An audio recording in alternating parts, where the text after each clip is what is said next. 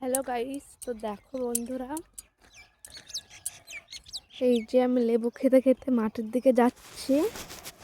এই যে, আর এখন এই আবহাওয়াটা দেখে কি মনে হচ্ছে যখন সকাল মানে যাই হোক 11টা বাজে।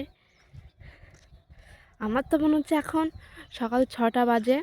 তা যাই হোক, তোমাদের দিকেও কি এমন নাকি রোদ বেরিয়েছে কমেন্ট করে জানিও। আর আজকে এই ঠান্ডায় কে কে স্নান করবে না কমেন্ট করো, আর কে কে স্নান করবে তাও কমেন্ট করো। তো আমি ভাবলাম আজকে মাথা ঘষে ভালোভাবে স্নান করব, মানে মাথাটা ঘষবো।